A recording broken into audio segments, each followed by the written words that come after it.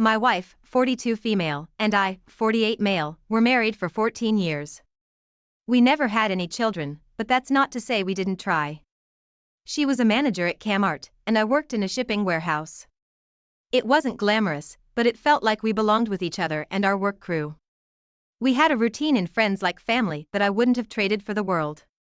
We were always honest, talkative, attentive, and considerate of each other. Our sense of humor was pretty dark. We liked watching and reading things online that would make other people squeamish.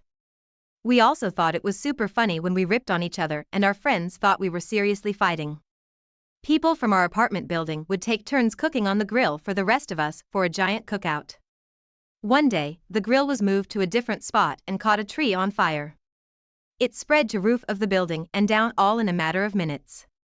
Thankfully, everyone survived, but my wife and I passed out and had to be rescued by a volunteer firefighter before the fire trucks even arrived.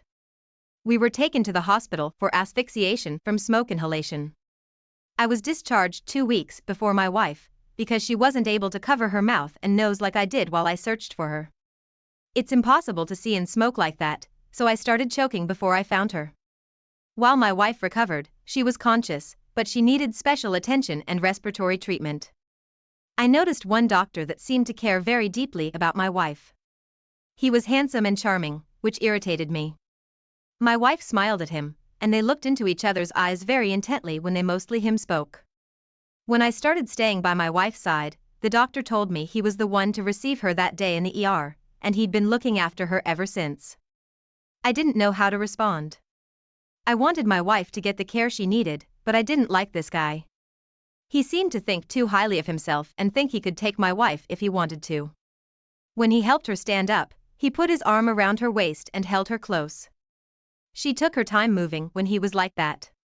I was struggling with my thoughts at this point. She didn't really need help walking, did she? My wife could barely speak, but she seemed smitten with the doctor and emotionally strained when she looked at me. She never said anything really alarming, but it was clear something had changed. We had a near-death experience, and that does change people, but I didn't want to believe my wife, and I wouldn't make it through this together unchanged. When it was time for her to be discharged, she hesitated to go home. She asked if she could stay in the hospital longer, which gave the doctor the opportunity to offer her follow-up visits at her home. I was very suspicious and didn't think it was all in my head anymore. I thought about objecting, but decided not to. I imagined how bad and weird it would look for me to deny my wife doctor visits. Even if he was pushing boundaries, I'd look like the bad guy. I couldn't believe he so easily agreed to make house visits. This was something a person with much less qualifications could have done, so I was positive it was because he at least wanted to visit my wife, if not more. The very first doctor visit was at 9 a.m. on a Tuesday. Of course, I was at work. I texted my wife at 9:10 to ask if he was there and how it was going. She didn't reply, so I started to wonder what was going on. I felt like a shell of a person walking around the warehouse. 2 hours later, I still heard nothing from her. Coworkers approached me, concerned for my well-being because I was pale and clammy. At 11:25, I was pulling into her driveway. I drove recklessly to get there as fast as I could after I got permission from my boss. I noticed his luxury vehicle and that the front door was locked, which was unusual for when we had a visitor. As I walked up the stairs, I heard them. Our dresser was pinning the bedroom door open against the wall because privacy was never a concern of ours. When I got there, I just dropped to my knees. I had no control over my body. The doctor leaped up and scrambled to get his pants on, flushed and angry. My wife covered herself with blankets, yelling helplessly as I rose to my feet and started throwing punches. It was the loudest I heard her since before the fire, and it made my blood run cold. She wasn't the woman I married anymore. Something made her change and let this man screw up her emotions. After I got in a few punches in my adrenalized state, the doctor must have realized what a dire and unprofessional situation he was in, because he stumbled down the stairs, got to his car, and drove off. In the bedroom, my wife apologized profusely and pleaded for me to forgive her, but I just screamed no and called her names that accurately described what she did. Of course, when I said cheater, she tried to say I stopped them, so it didn't count. She failed to understand that trying to seduce him with her eyes and gestures in the hospital and making out with him in the nude still counted as cheating. At first, I was worried he was going to press charges against me, and it would be my word against his, but nothing happened for months. I tried to get the doctor fired, but it didn't work because nothing was captured on camera and he hadn't told anyone he was making a house call. Plus, he had expensive lawyers that would pin all the blame on me for causing him injuries. My wife left pitiful voicemails on my phone, but when she realized I couldn't stand to look at her, she continued seeing the doctor, even before our divorce was final. I ended up kicking her out of the house, and a week later she posted that she was in a relationship with him. It made me sick. Life really seemed cruel, unfair, and without reason at this point. Thankfully, that's when it all started to turn around. She moved in with the doctor, who wasn't going to hand her money to help with the divorce aftermath. It didn't take long before AP realized what a mess she was and dumped her, kicking her to the curb when she had nothing else. She was so defeated, she didn't even try to get me to let her back in. Her sister let her move in, since she was exceptionally depressed after screwing up her whole life with me. My ex calls me occasionally, saying she misses me and would give anything in the world to have another chance at being my wife. She sort of blames the fire at our apartment for screwing up her head and making her think she felt things for the doctor when it was just survivor thankfulness. I didn't believe a word she said. For all I knew, she wouldn't be saying any of that to me if it weren't for AP leaving her. OP, I am so sorry your wife cheated on you with her doctor. It most likely was because her emotions of recovery influenced her to do something she hadn't done before. Emotions are not as big and powerful as what people think. With maturity, practice, and self-control, anyone can manage their emotions and do what's right. If denying the temptation bothers them that much, they should wait 72 hours after rejoining their spouse before deciding to talk to them about it. This conversation could end the relationship, since there's temptation, but at least there's a chance some sense could be talked into the tempted one and the two of you could grow stronger. You did the right thing by separating from her after stopping them. That's the only way to get a clear head and realize you're going to be okay without that person in your life. It takes strength and courage to part from people that have hurt us, but it is better to stand on your own for a while than with a traitor. Thanks for sharing with us. Now let's move on to our next story for the day. At the time of this story, my wife was 26 and I was 25. We were getting along fine, married for 3 years, together for 6. Ironically, one of the things that attracted me to her the most was her maturity. She usually thought through any big life decisions very carefully. Like what college she went to, haircuts she tried, and most importantly, when she wanted to have kids. Her parents raised her to think things through, but they were never very good with money. Her grandmother was the one to put her through college. So in her 3rd year of marriage, we had debt from my schooling and some of hers, and she still hadn't landed a job in her field. What she was working wasn't paying well at all, so a lot of the strain was on me. I could tell she felt bad, but I didn't know she was about to make a big decision without talking to me first. She decided to sell her car and met a potential buyer on a Monday while I was at work. He was very excited about it, but he couldn't drive it home until the weekend. So to reserve it, he paid her in full cash. She gave him a bill of sale, dated, signed, and notarized. However, she continued driving the car, and I didn't realize she'd sold it. She mentioned over dinner that she really loved her car, and then she broke down into tears. That's when she explained it all to me and added that she'd spent half of his cash on our bills and debt payments. I was pretty upset with her, and I told her she'd probably have to sell her car to him since we couldn't pay him back his money.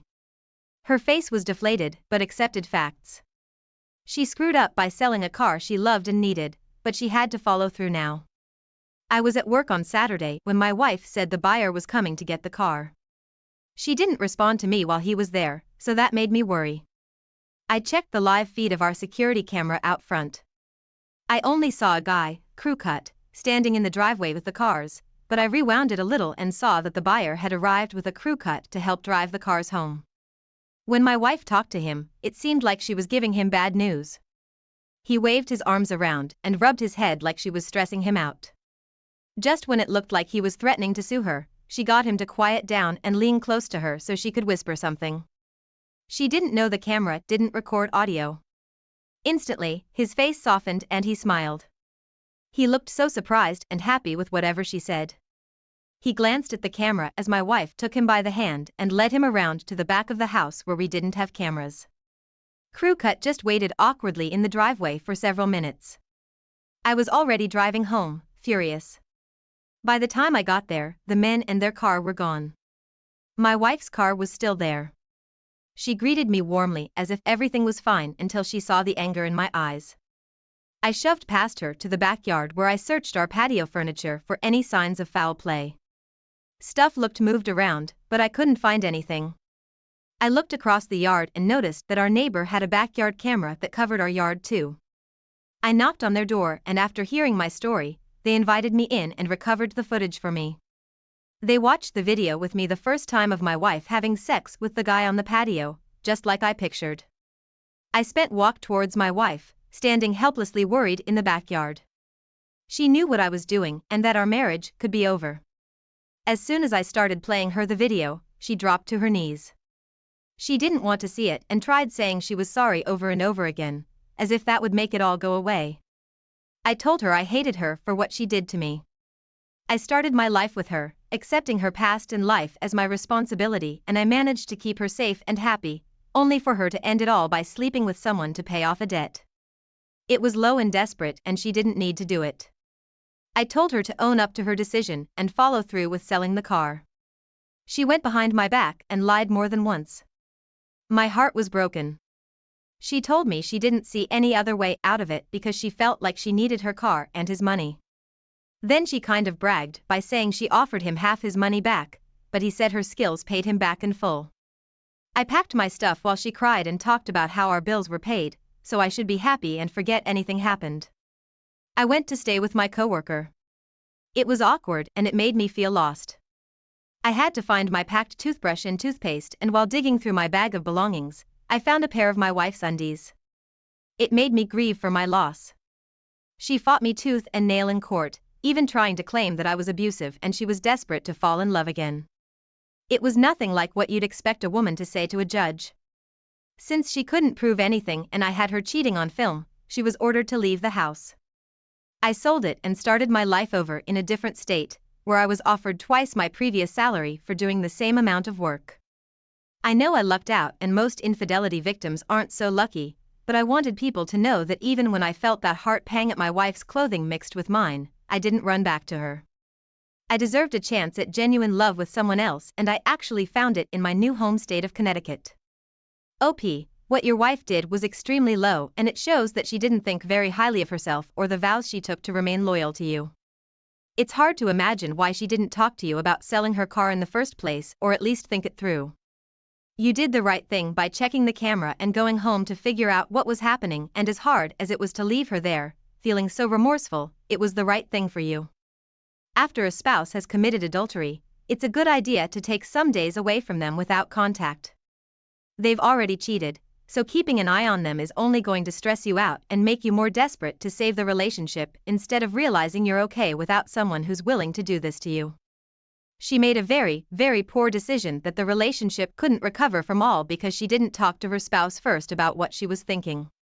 Thank you all for taking the time to listen to today's stories. If you enjoyed listening, please feel free to like and subscribe if you haven't already. Also, comment below with your thoughts on what happened. If there is a story you would like to share with me about your own situation or someone else's, then please do not hesitate to contact me. Here is my story. My wife and I have been married for 3 years. Before we got married, Cecilia and I had been dating for a year and a few months. I met her at a bachelorette party, and she was the younger cousin of one of the guys I met there. His name was Andrew, and he seemed to be a nice guy. I can't explain why, but something drew me to Cecilia. Although I didn't get to see her well that night until the next day at the wedding. She and her cousin were longtime friends with the groom, and they both flew in from another state to attend the wedding. After the wedding, I tried to talk to Cecilia, but she didn't seem to have my time, so I didn't disturb her anymore. Instead, I got her cousin's contact from the WhatsApp group we belonged to and asked him if he could share his cousin's number, and he did without asking for her permission first. Initially, talking to Cecilia seemed challenging, but I kept calling her, and in the end, she agreed to have a date with me. I am a nurse, so I had a 1-week leave, and I used the opportunity to go to the state she lived in and see her. From getting to know her, I discovered she worked with a marketing organization and had been working there for 3 years. We both realized we were single as we talked more, but Cecilia was not ready for a relationship. Her ex-boyfriend dumped her for an older, wealthier woman, and since then, she has been struggling with an abandonment mentality. However, I knew that no matter how she looked tough outside, she was just a delicate flower inside, and with the right amount of love, care, and attention, she would blossom and break through her barriers, so I did my best to shower her with all of that, even as friends. I even got her cousin to talk to her for me, so she could at least change her mind and be with me, and fortunately, she was the kind of younger cousin that listened to her older cousin, so she gave me the opportunity. We got closer, and I ensured I was there whenever she needed me because I loved her. The thing about me was that getting attracted to a particular girl did not happen to me every day, so when I saw Cecilia and liked her, I knew she was the one for me. So despite living in different states, I made sure I sent her flowers every week with a pack of her favorite chocolate until she said yes to me. When she said yes, I was literally the happiest man on earth, and as soon as I was due for my next leave, I hopped on the next flight to celebrate the beginning of our new phase of life together. I only had a few responsibilities, as the house I lived in was willed to me by my father before his demise, so I didn't pay rent and could save more money. Even without being with her, I would send Cecilia money to take herself to a fancy restaurant, go shopping, or even take her friends out on my behalf. I did everything possible to make her happy and not feel the distance between us until we married. After we married, her office transferred her to my state, and we began living together as a couple. A few months after Cecilia moved in with me, I began to see so many things I had not seen when we were in our long-distance relationship. She was messy in the kitchen, messy in the bathroom, and even messy in the bedroom.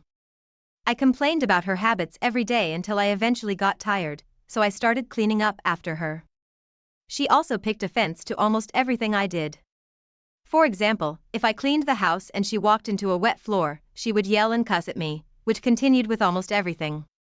Then she stopped cooking and didn't care whether I ate.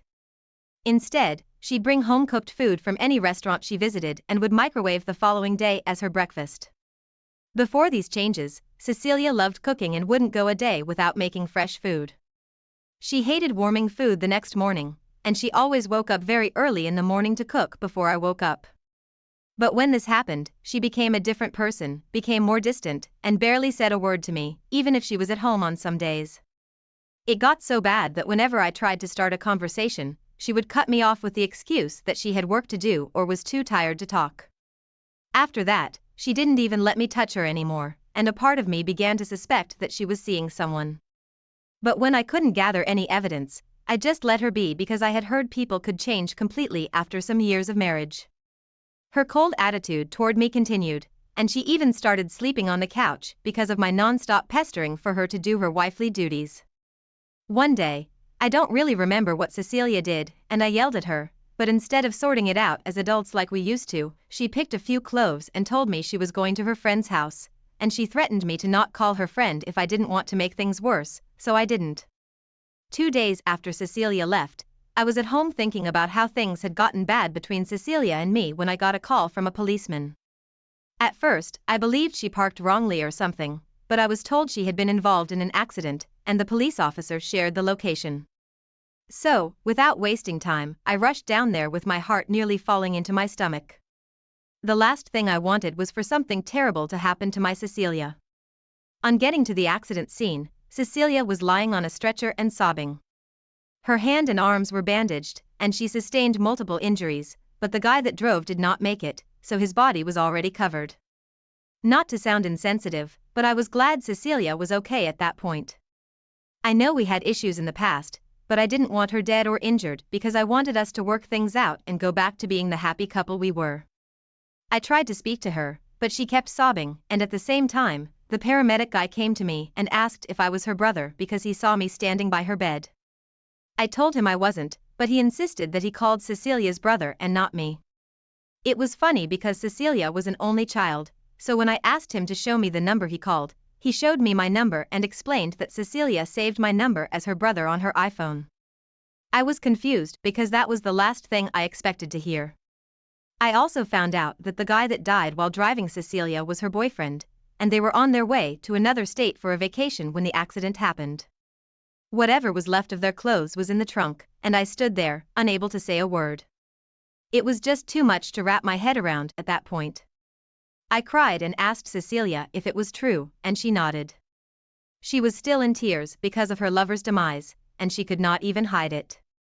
Even with our non-stop fights and distance, I could not even think of being with another woman apart from her, but she chose to hurt me like that. To think that I was even planning to go over to her friends that evening so we could settle everything and she could come back home, not knowing she was already on her way to a vacation with her lover. She was eventually taken to the hospital and stayed there for a few weeks. However, I only visited her once throughout her hospital stay because I still could not believe she had cheated on me after all those years, and it was really tough for me. The one time I visited her, her friend convinced me to go and see her, but I ended up standing outside her room door. I just could not take myself in there to talk with her. Finally, when she fully recovered, her friend updated me again, and I went to see her on the day she was discharged.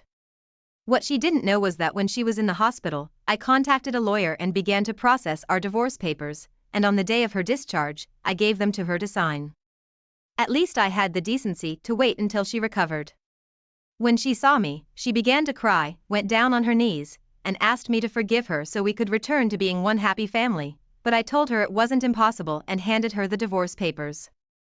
When her friend saw the divorce papers, she began to beg me too, but I told her to stay quiet and mind her business. On the other hand, Cecilia continued to cry, and she begged me to give her a second chance, but I dropped the papers and left, then I warned her to not return to my house. I already called her cousin to tell him what Cecilia had done, but he was too disappointed in her and wanted nothing to do with her. It turned out that the guy she was seeing was her colleague from work, and her company had the no relationship between colleagues policy. Knowing that she was married, they fired her to protect their reputation.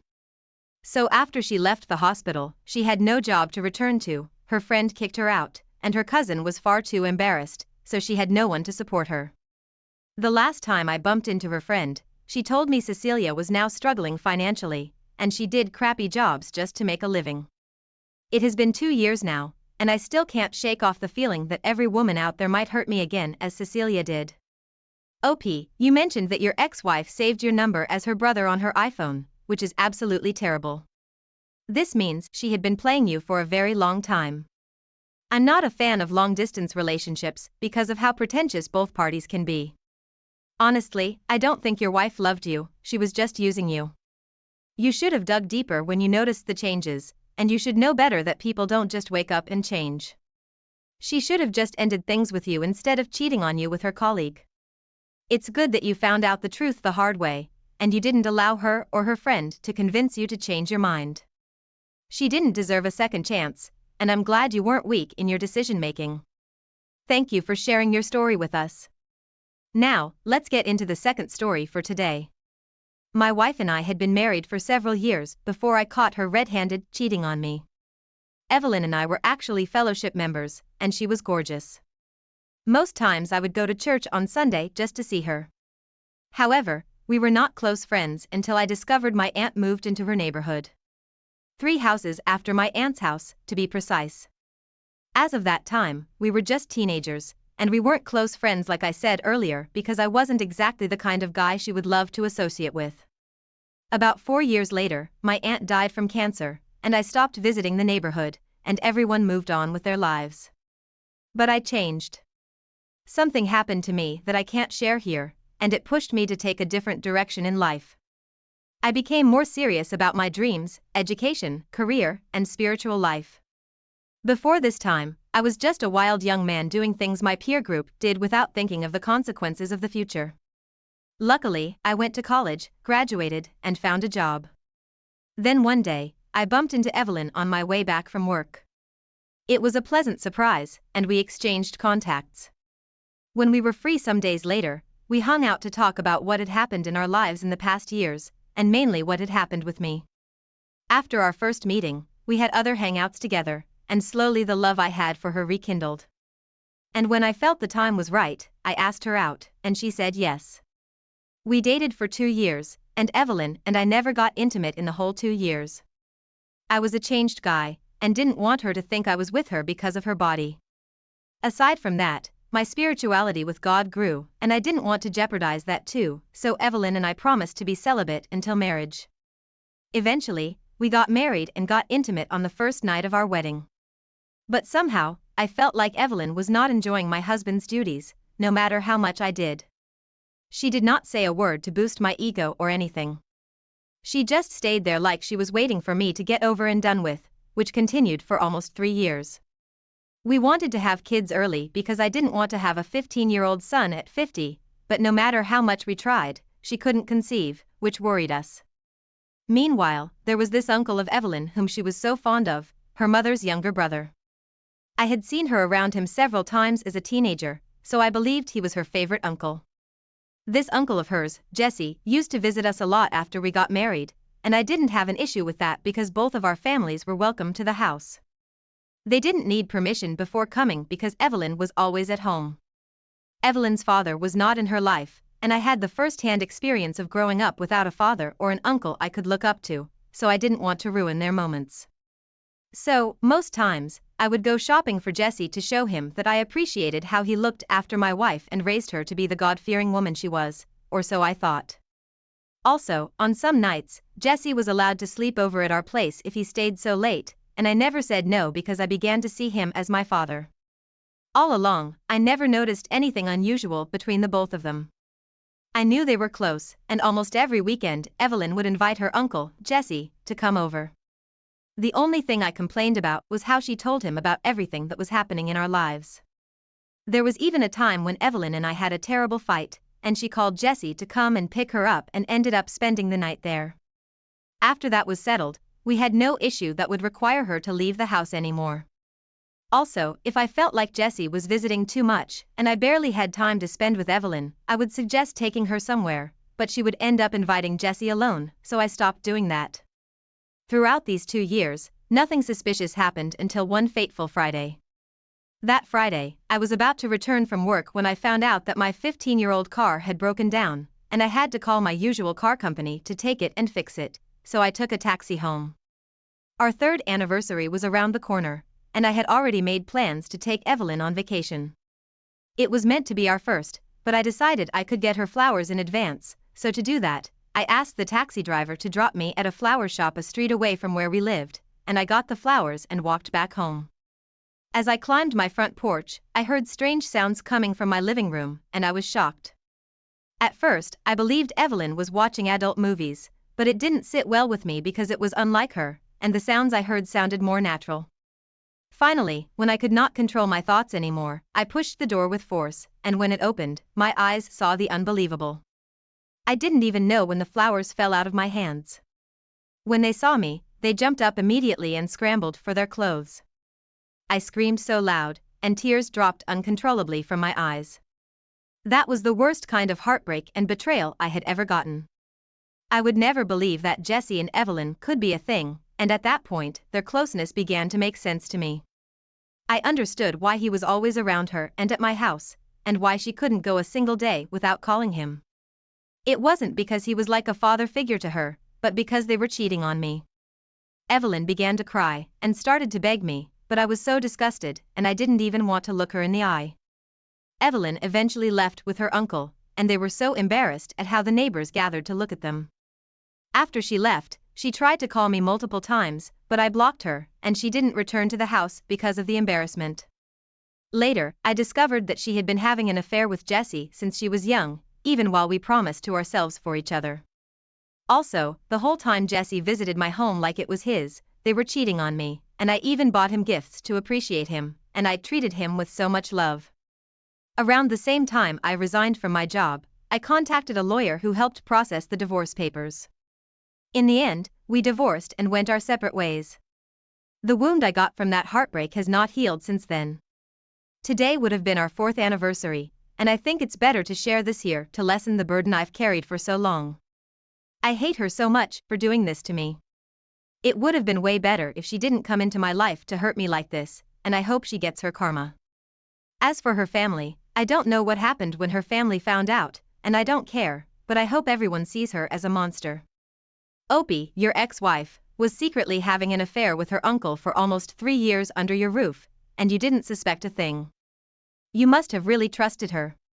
She should not have led you on if she knew she wasn't ready to stop her dirty acts. I guess this is why they say, don't judge a book by its cover, because you used her external appearance as a metric to measure her as wife material. I'm glad you kicked her out of your house, and you made the right decision by ending things with her. Thank you for sharing with us. I hope you were able to heal from this. Thank you all for taking the time to listen to today's stories. If you enjoyed listening, please feel free to like and subscribe if you haven't already. Also, comment below with your thoughts on what happened. If there is a story you would like to share with me about your own situation or someone else's, then please do not hesitate to contact me.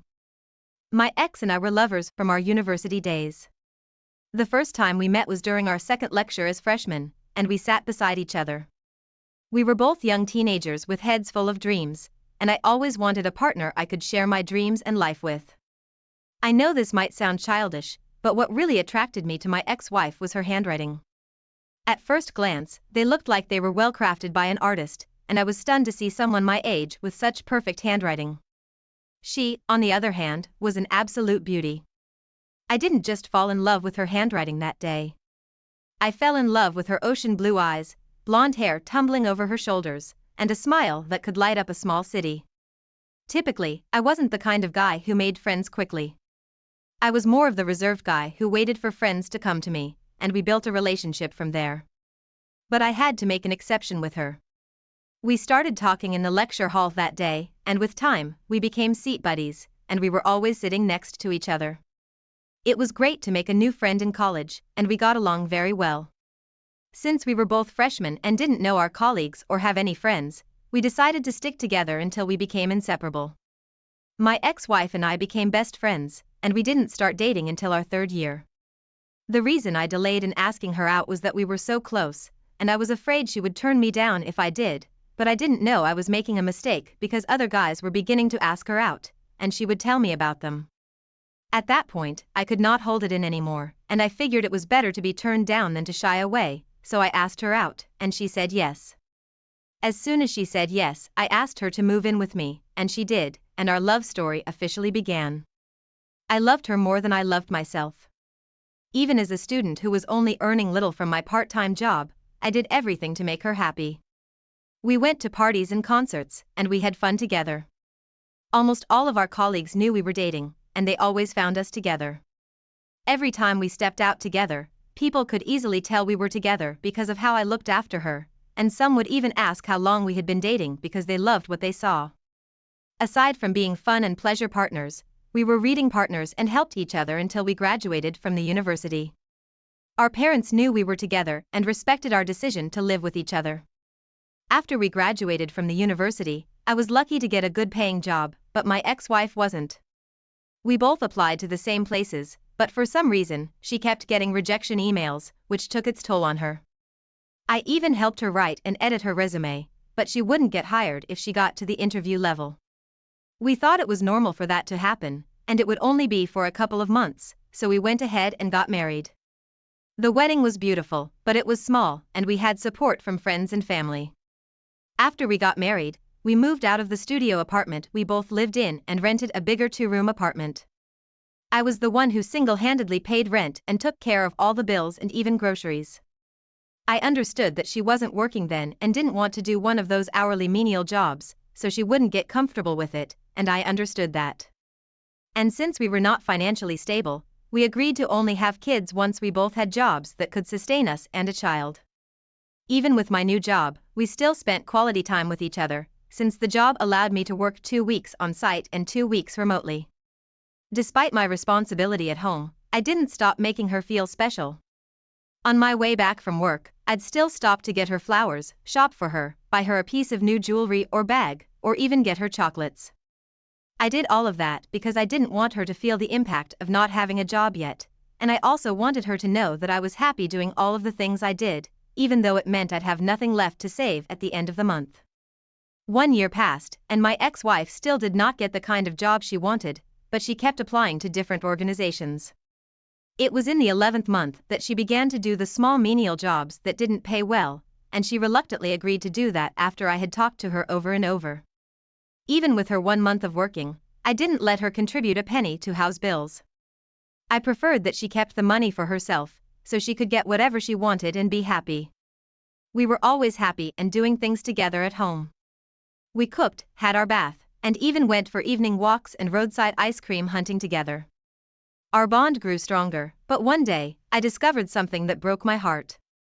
That day, I was at home working, and she was doing the day shift at a fancy restaurant she worked for when she called me and asked me to help her find her physical resume so she could use it to apply for a job opening as soon as she returned home. I confirmed the job opening to be accurate, and knowing how much our lives would change if she got a job at that organization, I left what I was doing and went to help her find her resume. She had instructed me that I would find it in the first document holder in a box she kept her documents in, but after going through all the pages in that document folder, I couldn't find her resume, and because of that, I had to take out all of the document holders and go through them one after the other. Immediately, I carried the third document holder to search for her resume. Small-sized notes and cards fell out of it, and I was curious to find out what they were. I felt my chest tighten and my lower tummy churn by merely reading them. The small-sized notes and cards were exchanged between my ex-wife and one of our professors, who she was really fond of back in the university. It turned out they had been having an affair for years, and no one knew about it, and I didn't even suspect anything between them. I was very disappointed, and I really wanted it to be that I was having a bad dream. I found it difficult to believe that my ex-wife was also doing the professor while we were together, and it made sense because I kept wondering why we were always treating infections when she was my only partner. Before I packed her document holders back into the box, I took some of the notes and cards and told her I couldn't find her resume. I knew she would be back home soon, so I asked her if I could edit and print a new resume for her before she returned home, and she agreed. She sent me her laptop password shortly after our call, and I used the opportunity to go through her social media accounts since she linked them to her laptop. I found the chats between her and our professor on Instagram, and I was even more heartbroken. I was already boiling in anger, so I plotted my own revenge. I knew she trusted me and wouldn't bother going through the resume, so I edited it so she could fail her job interview. Then I took pictures of her chat with our former professor on my phone and forwarded both pictures of their chats and the notes to her university. When she got home that evening, I didn't tell her anything. I just acted like I had fallen sick so I could be alone. After she submitted her resume and got an email that she was not fit for the job, I told her what I had done, and she thought I was joking. It was until I mentioned her affair with the professor that she knew I wasn't kidding. She fell on her knees and started to beg me, but she betrayed me, and I could not forgive her. She tried to explain that she did it for our grades, but what I read did not sound like that, so there was no way I was buying that. I kicked her out of the house that evening and notified her parents about what she had done. I already contacted a lawyer to process our divorce papers, and we divorced when the papers were ready. As for our professor, he knew such a relationship was prohibited in our university, but he broke the rule. The university fired him, so he and my ex-wife lost in the end. She tried to come back and beg me. She even sent me multiple messages on Facebook and Instagram, but I blocked her afterward and warned her not to show up at my apartment again or else she would regret it, and she never showed up again. Sadly, we were only married for 1 year, but I'm glad I found out that early because finding out later would have hurt me more. I am fine now and focusing more on my career and personal development. I was deeply hurt and betrayed. It would take a while before I entered another relationship. OP, you did the right thing by kicking her out of your house and divorcing her. Even if she claims she had an affair with your professor to help your whole class get good grades, it's still not a justification for her to cheat on you like that. It only means that she would do the same thing if she had another opportunity to have an affair with someone else to get whatever she wanted. What she did is called cheating, and it's not acceptable. To even think they were still communicating with each other after you both got married. I'm glad you didn't let her manipulate you with her lies and tears. It's a sign that you're not a weak man, and I am very proud of you. Thank you for sharing your story with us. Now let's move on to the second story of the day. My wife and I were married for 4 years. Our relationship years in marriage were just perfect.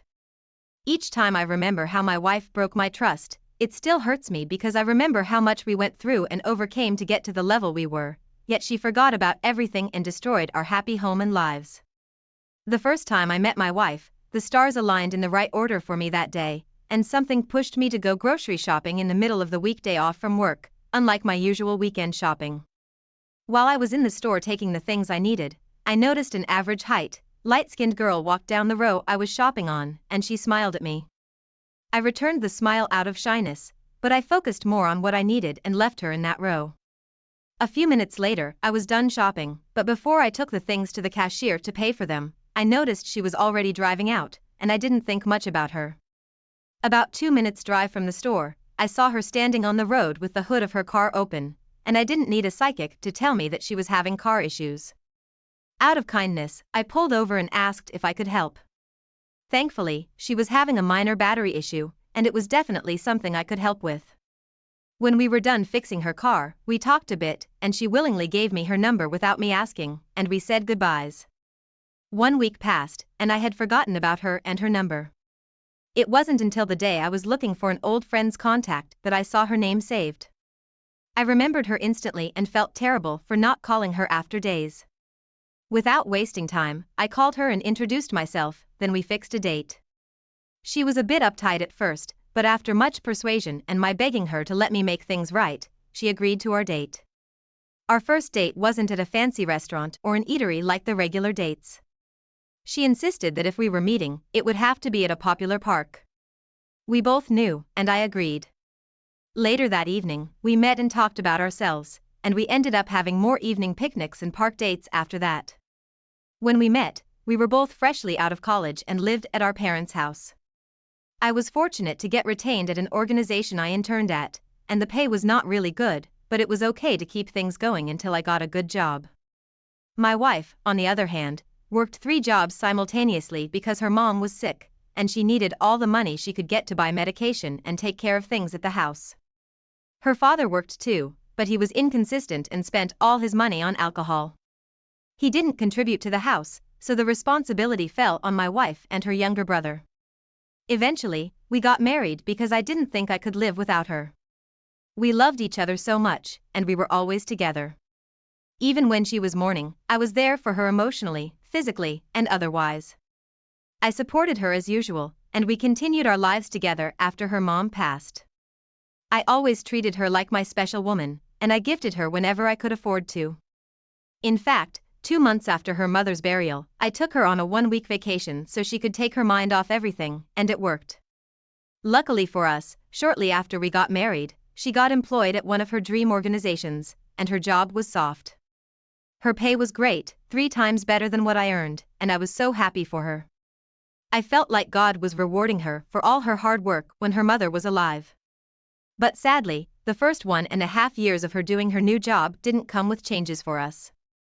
I was still the one taking care of all the bills at home, and that was because she had so much debts to settle. After she settled most of the debts she racked up in the past years, we began to see changes. All that while, she neither bought herself clothes nor anything new. She mainly wore clothes from thrift stores and fairly used shoes and bags. When she got that month's salary, the first thing she did was get herself a new phone and some clothes. She also settled all her credit card debts, which was such a relief for us. Since I was more of a tech person, the first thing she did when she came home that day was to give me her new phone to help set it up, and I was glad to do that.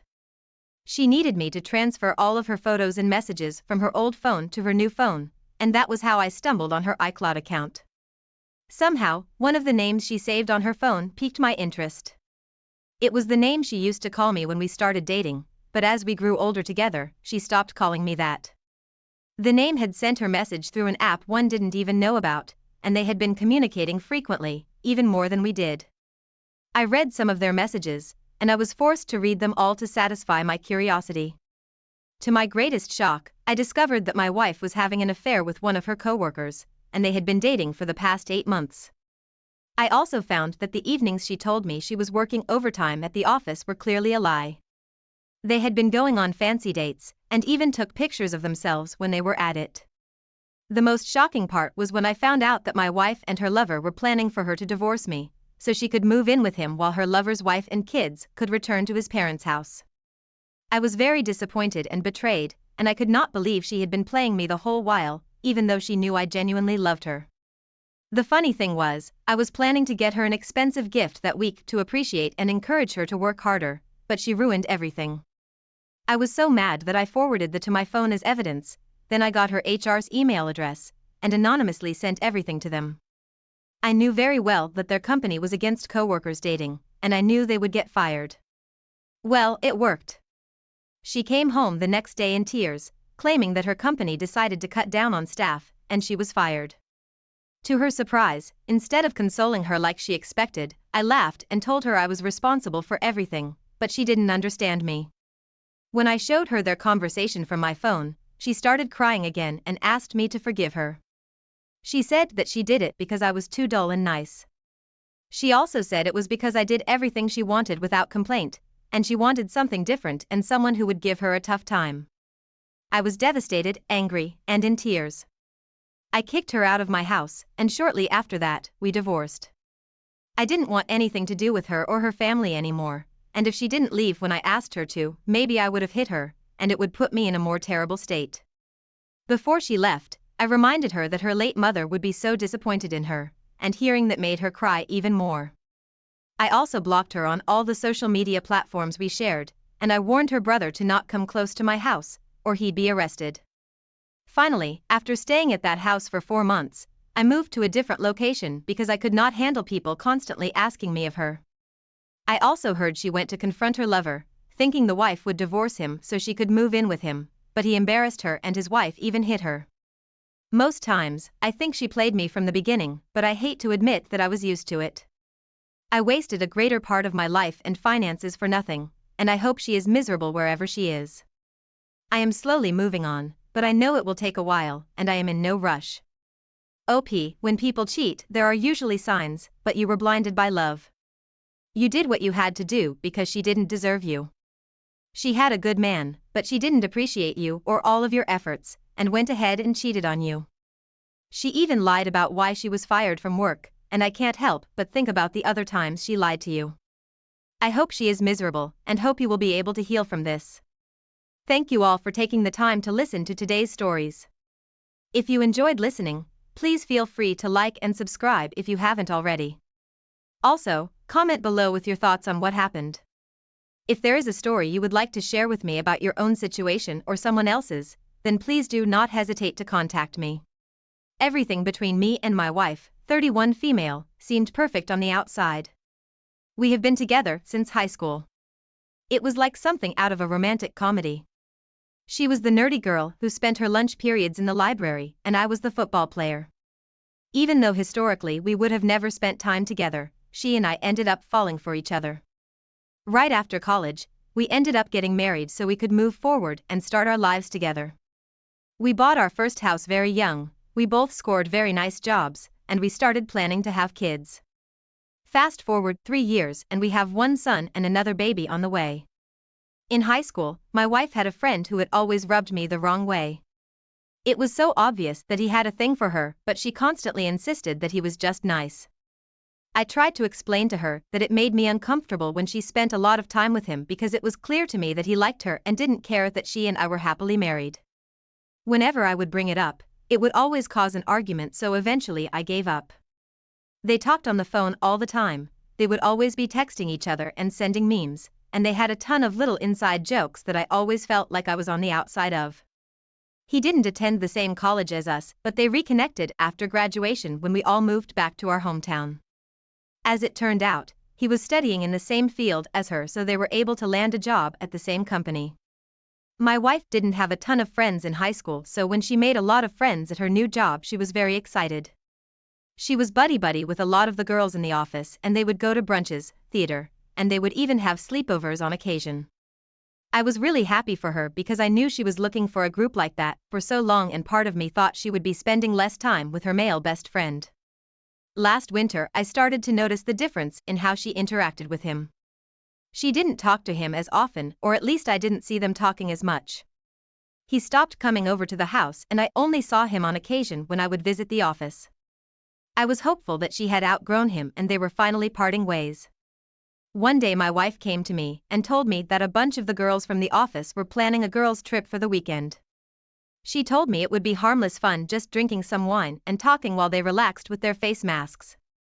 She left Friday evening and I stayed at home with the kids. I genuinely hadn't thought anything was wrong. Saturday evening rolls around and I'm in bed searching through Netflix looking for something to watch when my phone rings. It was a phone call for her male best friend. Right away, I thought it was strange because he and I had never really been close, so him calling me was bizarre. I answered the phone and waited for him to say something, but he never did. I was about to hang up the phone when I heard a part of the conversation they were having. He was telling my wife how much he loved her. My wife was on the other line as well. Wherever she had gone for the weekend, he had gone as well. I absolutely could not put down the phone while I listened. She told him that she regretted what they had done a few weeks ago and that last night was a mistake. She had gone there to have a conversation with him and end everything. It was then that I realized there never was a girls' trip. They continued their conversation until I could hear them kissing on the other line, then I finally hung up. I couldn't believe what I just heard. I felt sick to my stomach and I wanted to scream, but I couldn't do anything to upset my children. At first I thought it was such an odd time to be but dialed by him. The more I thought about it, people only but dialed their recent contacts, so it didn't make sense for him to have accidentally called me. He did it on purpose. He called me while he had that conversation hoping I would overhear it. About an hour passed, then I got the text messages. They were all from him. They were screenshots of conversations, pictures they had sent each other, and even a clip from a video that he had taken at the lake house they were staying in. I was absolutely shocked. It was the last thing I wanted to see, but I was glad he sent it. I didn't say anything back. He probably thought that he had won this imaginary fight that he and I have been having for the past 10 years, but I would find a way to make them both pay. I sat on the information, stewing in all of the ideas that I had to get revenge on them both. I knew that I wanted to get them fired, but that didn't seem like punishment enough. My wife came back Sunday night and couldn't even meet my eyes. She felt guilty for what she did, as she should have. By the end of the week, she would only feel worse. I pretended like nothing happened, not wanting to stir the pot and upset our children any more than they would be after everything. Their well-being was my priority, which apparently she didn't care too much about. On Wednesday, I was able to get a meeting with her boss. Her company had a strict no dating within the workplace rule, so I knew at the very least they would both be reprimanded for that. The real kicker in all of it was that one of the pictures my wife's friend sent me was of them together in the break room. I had attended many company Christmas parties in the past, so I recognized it well. Her boss was horrified when she saw the images of them together. No doubt she was thinking about how she drank her coffee at the table they screwed on. Now I knew my wife and I knew her well. I was certain she had no clue her friend sent me any of the information that he did. When she found out what he did, she would want nothing to do with him. His little power play cost him any chance he had of being with her after our separation. As soon as I stepped out of the office, I watched her boss storm over to her friend and practically drag him into the office. I went right over to my wife's desk and I dropped an envelope with all of the printed documents I had been sent alongside divorce papers. She had one of those open offices that didn't like to use cubicles or box their workers, and so everybody got a good view when I served her the papers. I told her that I wanted a divorce, then, with my voice raised higher than it normally would be, I told her I knew everything about her affair with her friend. I watched the women around her raise their eyebrows and hurriedly look away as if they couldn't hear anything. My wife's face was as red as a tomato, she was so embarrassed. I walked out of the office knowing that she was likely about to get fired for what happened in the break room. I took the kids to my brother's house and we stayed with him for a few weeks while I looked for another apartment. She and I are officially divorced, but we're still going through custody hearings for the children. We have agreed on joint custody, but the biggest issue is figuring out the holiday schedule. She and her friend were both fired, and from what I understand, she has completely cut him off. She moved back in with her mom and I ended up selling the house that I got to keep. OP, I'm so sorry you had to go through that. Her friend's intentions were always clear to you from the start, and it's such a shame that she wouldn't listen to you. Setting up clear boundaries between the two of them could have prevented the fallout of your marriage, but it seems like she might have had lingering feelings for him too. The worst part of all of this is that she didn't even have the courage to tell you about the affair. He only called to hurt you. You're right that it does seem like some sick power play on his end. I really hope you were able to move on from this and find someone else more worth the time and effort. Now let's move on to our next story.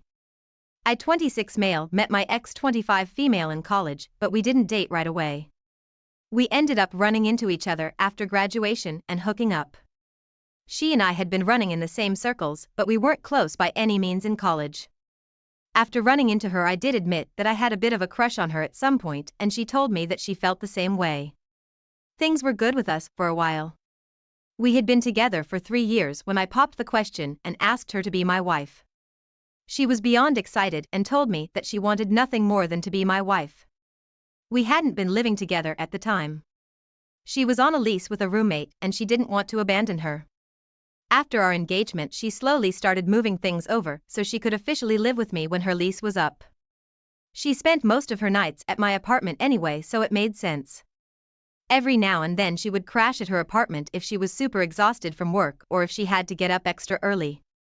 She told me she did that just so she wouldn't disturb me when she got up and did her whole makeup routine to get ready. As much as I wished she was at my apartment, I didn't really mind that much since she was only a few blocks away. What I didn't know at the time was that she was using her old room as a place to film for her OnlyFans. I didn't even know she had an OnlyFans. She didn't have the best job when I met her. She was making about $16 an hour and she was being worked to the bone. She would constantly be complaining about terrible coworkers, the things she had to do, and how exhausted she was at the end of every day. It took me a little while to notice, but she stopped complaining about all of that. Not only was she not telling me about her work day, she suddenly had all of this money to throw into our wedding. She wanted designer dresses, the nicest venue, premium organic food, you name it.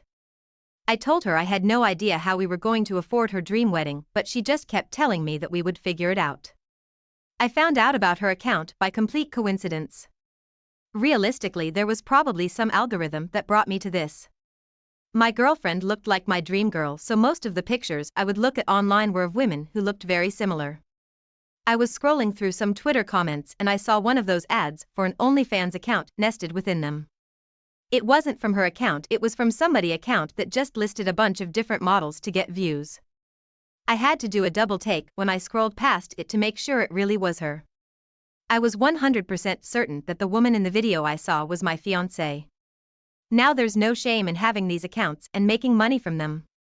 Honestly, if they can hustle doing that, then good for them, but I wished I would have known that my girlfriend had one herself. I'm a pretty traditional guy and I don't love the idea of other men online seeing my girlfriend completely naked doing God only knows what. Of course I had to click on the account to see what was happening. I paid $14 for a month's subscription so I could see for myself what she was posting. For the most part it was all stuff she was doing by herself. I recognized right away that it was in her old apartment, so it finally made sense why she was so hesitant to leave. I didn't like that she was doing this, and at the very least I wished she'd told me. I thought maybe we could have a conversation about it and I could convince her to delete it. It wasn't worth throwing away our future. At least I thought that until I saw a collaboration she did with another creator. They were in her room and there was a full video of her having sex with some random man. The more I scrolled, the more content of the two of them that I found. It looked like they had filmed 10 videos together and had taken countless photos. All of her subscribers loved it and were asking for more of them together. I scrolled back further and found another collaboration with a woman that I recognized as her roommate. I was shocked by all of it, but I couldn't look away. I didn't understand why she would open an account without speaking to me about it, and how could she so casually cheat on me on the account. I couldn't stay at home and see her, so I crashed at my buddy's place and talked to him about it. He helped talk me down and figure out what I should do. We both came up with the idea of ruining her account. I still had my subscription, so we commented on a post pretending to be another hot girl and invited a bunch of her subscribers to watch an Instagram live of us. Of course, a bunch of them jumped at the opportunity. When I had enough people, I explained what happened, telling all of those men that she had cheated on me and kept the entire account a secret. A lot of them didn't like that because she was pretending to be this nice sweetheart when she spoke to them. They felt like she was lying to them, so they canceled their subscriptions. My fiancé found out and came to confront me at my friend's house when she saw that I wasn't home. We had a huge argument and she tried to explain to me that she was doing it for us so we could have a nice wedding. I just told her that the wedding was off and explained that she needed to get her things out of my apartment. She tried to convince me not to leave her, but I had no interest in being with her after what I'd seen. We ended up officially breaking up and calling off the wedding. She's continued using her OnlyFans. Apparently, the guy she had collaborated with had a girlfriend who didn't know about the videos they made. She dumped him and posted a video explaining what happened, and his account tanked too. I was glad that my video could help her see the truth. OP, I can't believe you had to go through that. Creating an account on something like that is something you should disclose to your partner. From the sound of it, you would have definitely done whatever you could to give your fiancé her dream wedding. It's such a shame she would go behind your back like that. Her hiding the account was bad enough without secretly sleeping with another man for content. They had agreed to film together several times. That goes far beyond a one-time collaboration. The two of them must have had some other kind of connection. I'm glad you were able to break away from her, and I'm glad your story was able to help another person in a similar situation. I wish you well, and I hope you can recover from this. Thank you all for taking the time to listen to today's stories. If you enjoyed listening, please feel free to like and subscribe if you haven't already. Also, comment below with your thoughts on what happened. If there is about your own situation or someone else's, then please do not hesitate to contact me.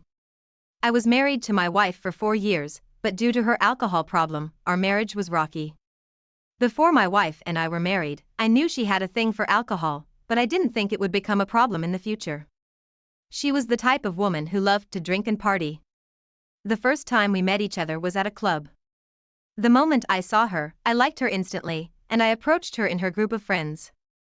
She and her friends had come to the club to celebrate a birthday that night, and that was how we talked and spent the rest of the evening at the club together. After meeting each other for the first time that night, we went home together because she asked if she could come home with me, and on the first night, we got intimate. My wife said she thought I was one of those men who wanted to tap her honeypot, and that would be the end, but for me, it was different. I liked her so much, and getting intimate with her intensified my feelings for her. In the following weeks, we met at least twice a week, and after 3 months of spending time together, we started dating. By this time, she was freshly out of college and did one of those small-pay hourly jobs until she could get the kind of job she wanted. As I mentioned earlier, I knew my wife had a drinking problem from the first few weeks we met, but I didn't think it would get to the point of seeking help from rehab. After a year and some months of dating, my wife and I married and officially moved in together. Unfortunately, a year after we got married, she lost her parents and only sibling in a ghastly motor accident, and this was when things got worse. Losing her parents and only sibling in one day took its mental toll on her, and she resorted to drinking to help her deal with the pain. When her drinking got extreme, I thought it would only be for the mourning period, but it wasn't. After the burial, months passed, and my wife did not get over her family's demise. She became a shadow of herself, and I tried to comfort her. I understood that she was in a very dark place mentally, but I tried my best to support her in every area she needed support. Unfortunately, around that same time, she got pregnant but miscarried the baby, which added to her agony. She also stopped working, and caring for us fell on me. On the days she wasn't drinking, she would be aggressive and get mad over things that didn't require such anger. I once walked in on her making out with one of my neighbors, and I was furious. She was high on alcohol, and he seemed sober. I kicked the neighbor out of my house and reported him to his wife, but I couldn't do anything to my wife because I believed she wasn't in her right senses. Well, I was wrong, because a couple of days later, I saw her talking to the same neighbor, and when she saw me coming, she walked away from him immediately. Meanwhile, by this time, her drinking got worse. If I gave her money, she would spend all of it on alcohol, and it got to the point where she couldn't go a day without drinking. I got so frustrated, and I was tired too. I was tired of tolerating her, paying the bills alone, and still caring for her. It was already choking me, and I decided to get her help. When I had no other option, I told her I was taking her to rehab, but she was hesitant to go until after a series of persuasion. For the first 3 months she went to rehab, I noticed a significant improvement, and I was glad I was getting my wife back. As the concerned husband I was finally at peace that she had broken out of her bad habit and was finally getting her life together, but I was wrong. One day, I was at home enjoying some YouTube content on my phone, when my wife came home to tell me that she was getting married to the love of her life.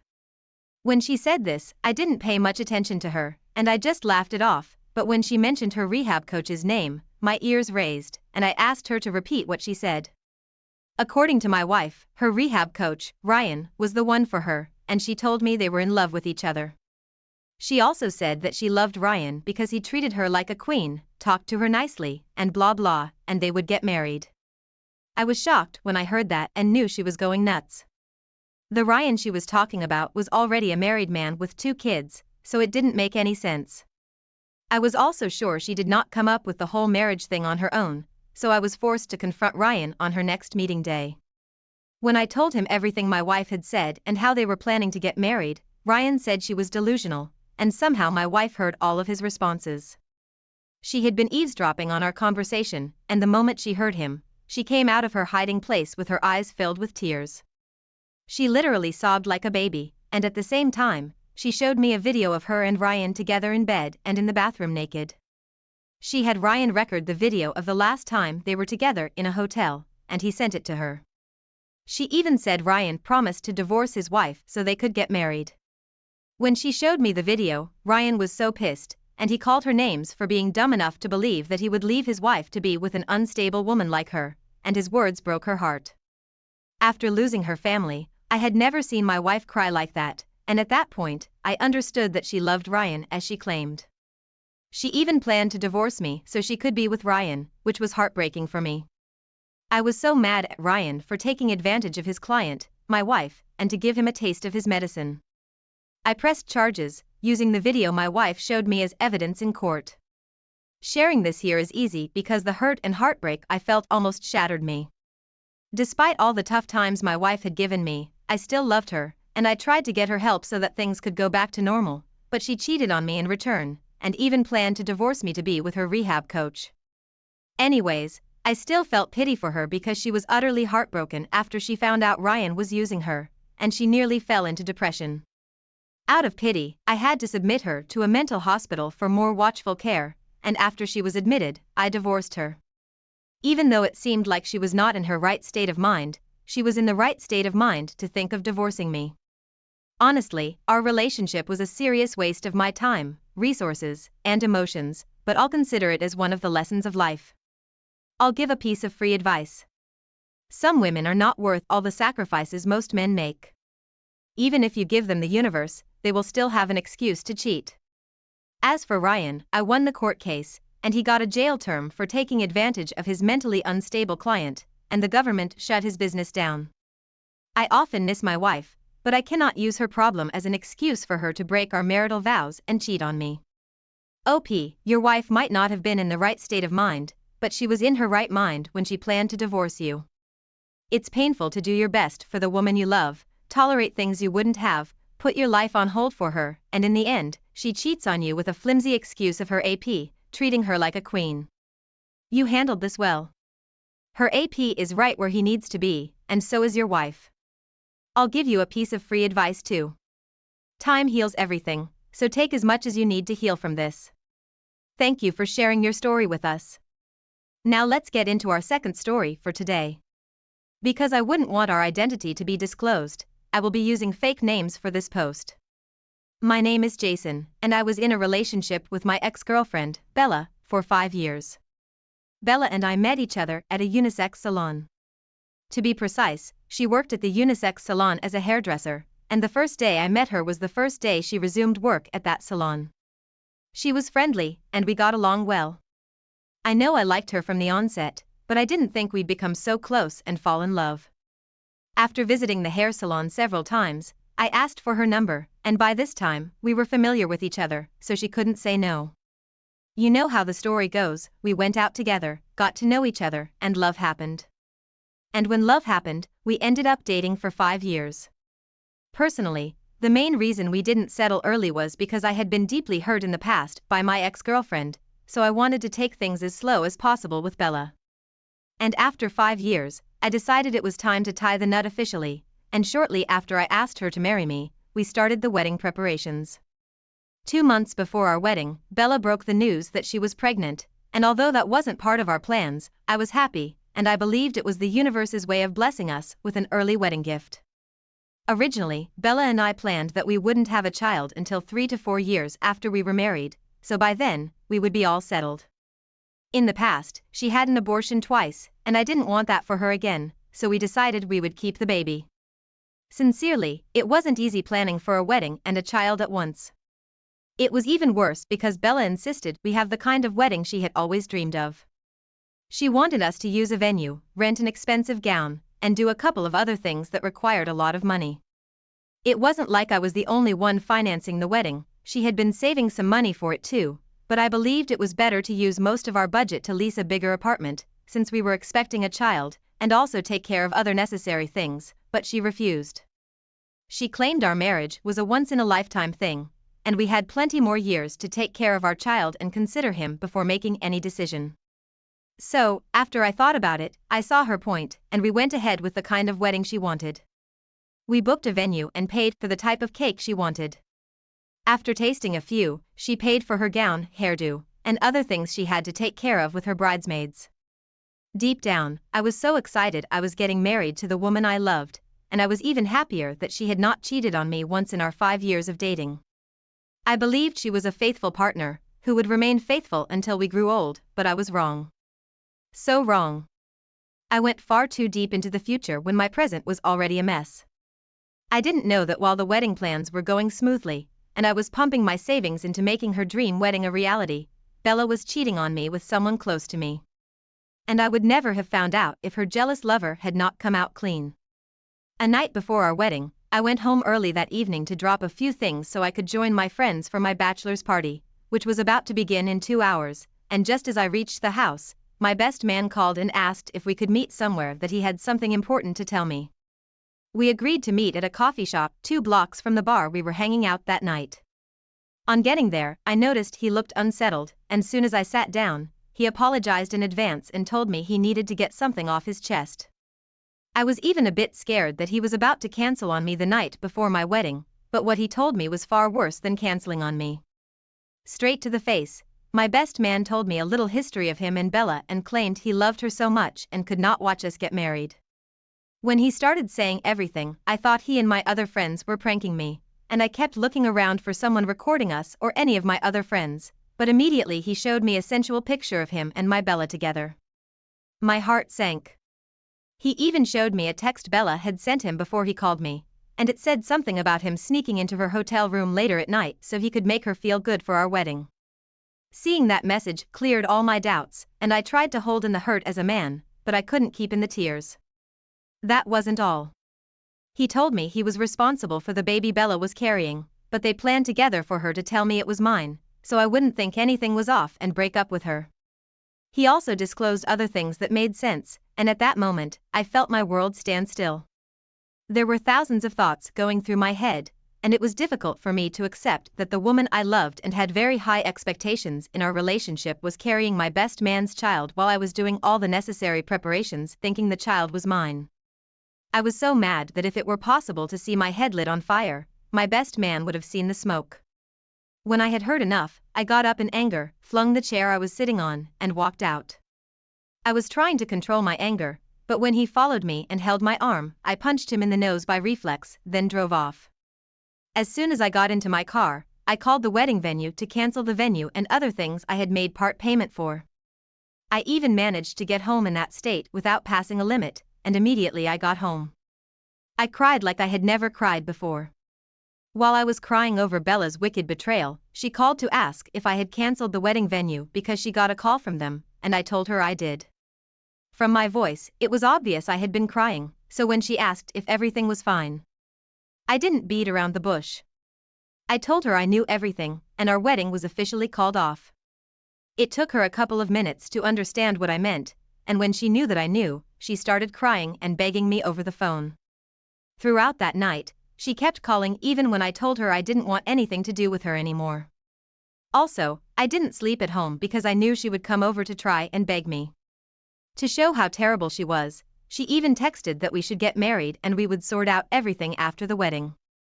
She said this because she could not stand the shame of having her wedding called off the night before, especially after bragging to her friends. Our wedding was never held, and to date, I cannot forgive her for what she did to me. Everything I did for her and 5 years of my life went down the tube just like that. I wish cases like heartbreaks and infidelity had a place in court because I would have dragged her there, and I'd ensure she paid for all the years I wasted on her, the pain she caused me, and everything I invested in her. Since then, we haven't seen each other, and she didn't have the courage to face me after I called off the wedding. I moved into the house I rented for us as a surprise, and daily, I'm healing and moving forward. To my surprise, after everything turned out like that, my best man, who was my former close friend, tried to reach out to me to apologize for hurting me and breaking my trust, and he even tried to tell the story of how their affair started, but I wasn't interested in hearing his story. I told him we could no longer be friends, and he had no place in my life. Since then, we haven't made contact, and I'll never speak to him again. Call it childish, but I don't care. Anyways, Bella did not keep his child, she aborted the baby as payback to him for ruining her life, and they are not together anymore. I have learned my lesson and will never love deeply again. Most times, I wished I had channeled all the resources, investments, and sacrifices I made for our relationship into my life. It would have been way better than wasting time on a promiscuous woman, but like they say, when there is life, there is hope. OP, this was such an ultimate betrayal, and there's nothing childish about not speaking with a close friend who betrayed you like that. On the bright side of things, you just dodged a bullet and got relieved of the burden of raising another man's child. I know all the years, time, and emotions are gone, and nothing can bring them back, but you could consider this a blessing in disguise. Sadly, you ended up with a cheating woman, but there's nothing you would ever do to make things right or stop her from cheating. You have to keep healing. You owe that to yourself. Forget about your ex-girlfriend and your terrible friend. They don't deserve you. I wish you all the best with your recovery from this. Thank you all for taking the time to listen to today's stories. If you enjoyed listening, please feel free to like and subscribe if you haven't already. Also, comment below with your thoughts on what happened. If there is a story you would like to share with me about your own situation or someone else's, then please do not hesitate to contact me.